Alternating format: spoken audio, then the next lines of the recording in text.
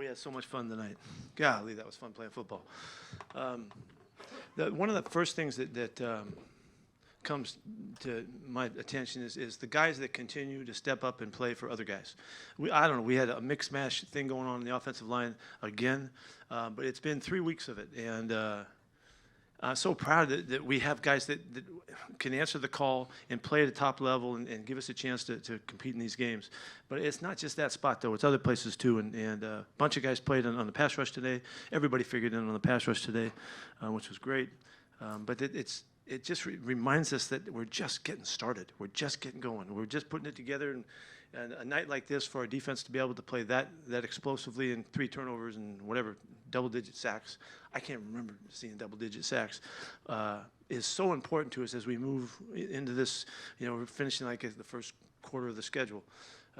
So with a lot of hope and looking toward the future and developing the young guys, keep seeing them able to play a role for us just gives us the confidence that we're going to keep getting better. So we're not a finished product. We're just getting rolling. And it's really exciting to be able to tell you that because it feels like it. What I'm probably altogether most proud of is how we played in the second half for the last three weeks. We played great football and got it going and cleaned up some of the stuff that happened in the first halves of those games, and we're able to put games away. And so that finishing mentality is really, really valuable to us, and we're going to try to keep building on it. Did this feel like it was coming from Devon, this kind of game, Witherspoon? I've never thought he wouldn't play like this. This is why we took him, to be active and to show that he gets this game of football and it comes easy to him, and he's an explosive, dynamic player. And we got to play him at nickel for the first time. This was a process. Getting him back out there. We didn't have enough time, we thought, to have him ready. Although he's been working at it the whole time, and he did a great job again tonight. You can see why we like him there. And we didn't have Artie tonight. We didn't have Trey Brown tonight, and so he had to do it all night long, for us. And so it was a beautiful job. He showed me who he is. Sorry, how much does that suit his skill set being a little closer to the ball? We saw him blitz early on, just making. Well, playing the position.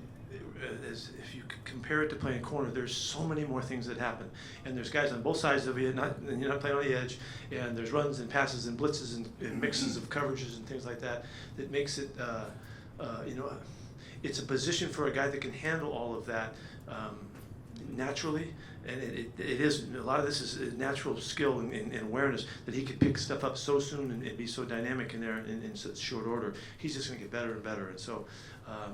The really, really exciting, thing to watch for us, and so we'll keep going with it. You got 6 sacks today from linebackers and corners. How did you see the pass rush as a whole come to life and getting those guys back? This was a great night for Clint and the guys on defense. The mixes and the change-ups, the variety of ways that we came after him, used everybody on the field just about, and hitting the calls at the right time so the guys could create some explosive plays out of it. You got to give Clint a ton of credit, and pass rush isn't just the guys up front. It's everybody contributes to it. Coverage, and that's where the backers play a role in it as well.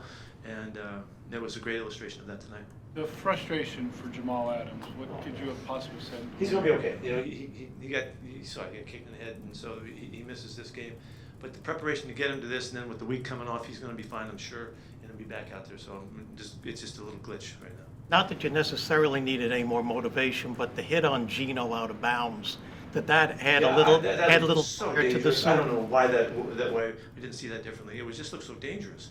It was all of the effect of a horse collar tackle happened with the swing of the body that pulls down on the back of the legs, and he got hurt on that play.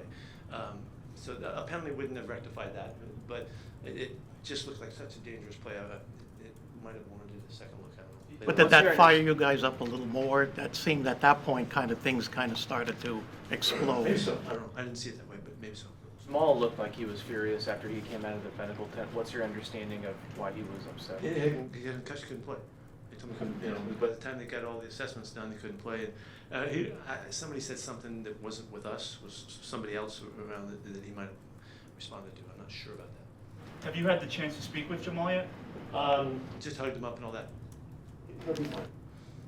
Frustrating start, but all of the work he did to get here is what preps him for the next time coming around, and he's going to be a big part of what we're doing.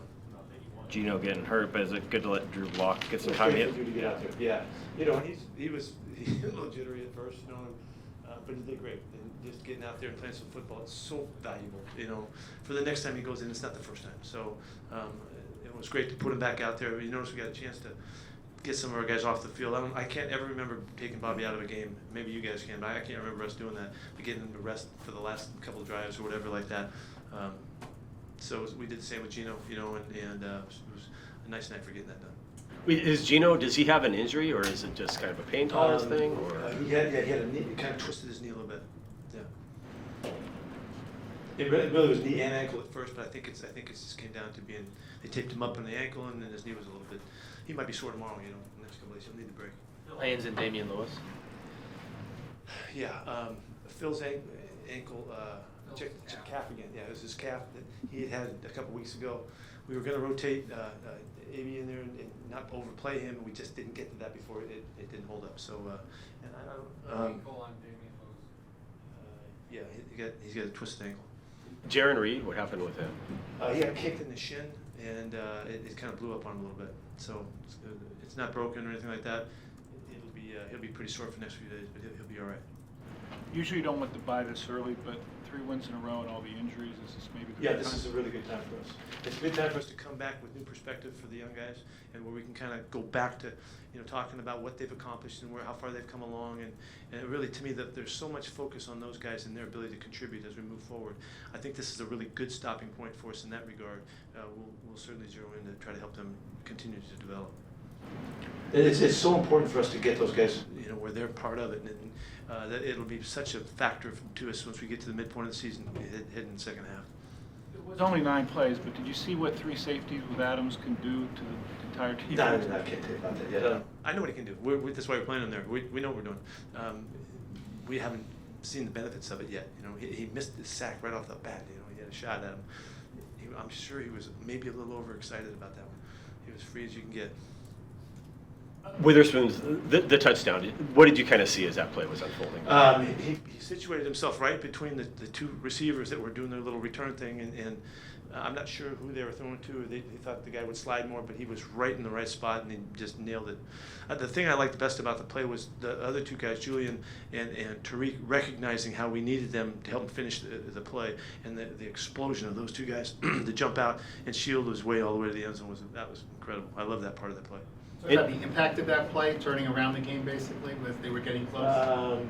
Yeah, because they moved, they had made their way down the field.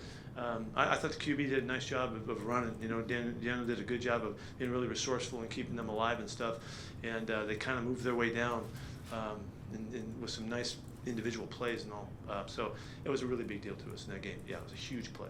I was going to say, Drew's pass to Noah, I think it was 3rd and 10 on that play. And so getting it down. Yeah, he floated out and hit him. A great job of Noah running. Gosh, he's so. How about the 2 plays? The one with Kenny.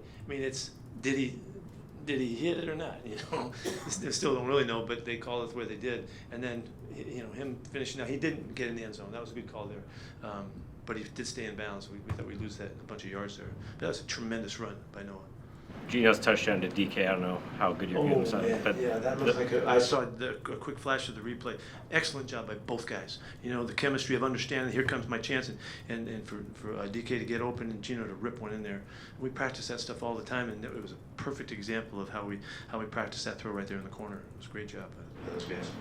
The big picture, just where do you feel like you guys are at after 4 games? Say it again. Just big picture, what do you feel about Yeah, your we team screwed right up the freaking second half of the first game, and I remember kind of forgiving myself for that. We just, the Rams have done a nice job since then. They play good football, but we just didn't play the second half like all the rest of these halves. This is the way we're supposed to finish, and we just didn't do it. So I'm going to be kicking myself for that one. But, okay, there's a couple teams that are 4-0, and it's really close. We got a long ways to go. Do Kobe, Artie, and Trey all have a chance to come back after the bye? Yeah, Kobe has a really good chance. I'm not sure about Artie. We got to wait and see because it's a hammy. We got to see how he does. Speaking of finishing, you guys have had issues getting off the field on 3rd down. They started 4 for 7, but then they finished the game 6 for 16. Is that something coming out of this game that you're extremely encouraged about? It's a huge improvement for us. It's been the #1 emphasis on both sides of the football to be more effective on 3rd downs. That's of all of the areas in our game, that's where we have to improve, and it just happens to be on both sides. So it's good to see some numbers go in the right direction there. Anthony Bradford's a pretty rugged kid. What's he done? It seems like he's held his own inside since you guys? I think so again. Yeah, and he went against the two best guys that we'll face all year. Those guys were phenomenal defensive tackles. I don't know what happened so much, but I do know the way he plays matched up well. When we had intended for him to play in this game, even though Phil came back, just to see him out there, he is very physical, and he's 360, and he can handle it well, and he moves his feet well, and all that. So. He's a dynamic young kid in the offensive line for us, and it's great to see him get this play right now. I mean, it's invaluable play time. Anything else? Thank you. Thank you, Coach.